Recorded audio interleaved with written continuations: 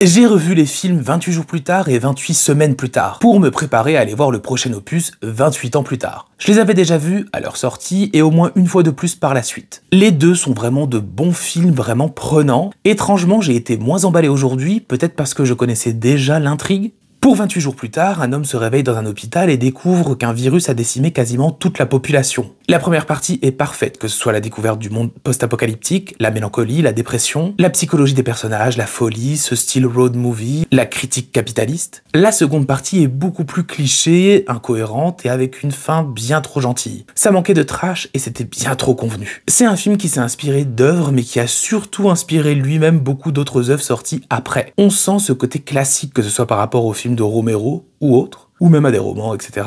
Le fameux message radio, le sacrifice d'un personnage principal, des humains presque plus mauvais que les infectés, le fameux cobaye qui va tout chambouler. J'ai bien aimé ces espèces de zombies furieux, voraces, dynamiques et rapides, avec une transmission quasi instantanée. C'est un film très contemplatif avec une ambiance excellente. J'ai aimé la mise en scène, les plans de caméra, tout ce qui touche au visuel très stylisé. C'est original, ça donne une certaine ambiance avec des décors grandioses, mais pas tous cohérents. Quand on voit que les rues sont trop propres, qu'il y a peu de voitures, ce n'est pas assez crédible. Mais ça reste quand même incroyable. La BO est géniale, le casting est très bon, rien à dire là-dessus. Pour 28 semaines plus tard, 6 mois après la propagation du virus, l'armée crée une safe zone à Londres. On passe clairement d'un film post-apo à un film d'horreur. J'ai bien aimé l'idée de la reconstruction après l'apocalypse, même si on sait d'avance que tout ne va pas bien se passer. Ça donnait tout de même une tension jusqu'à la fin, du stress, de la peur, tout peut basculer en quelques secondes, tout comme cette lueur d'espoir avec l'immunité, même si déjà vu ailleurs. Au moins là ça donnait quelque chose de plus intéressant, surtout le dénouement. Il y a tout de même plein de clichés ici, et même de mauvais choix concernant certaines scènes, celle de l'hélicoptère par exemple, ou bien toute l'idée d'un infecté qui semble bien plus intelligent que la plupart des humains dans le film. Mais ça reste prenant et bien rythmé. La réalisation est plus classique ici, on passe d'un premier film plus intimiste et stylisé à un film plus blockbuster.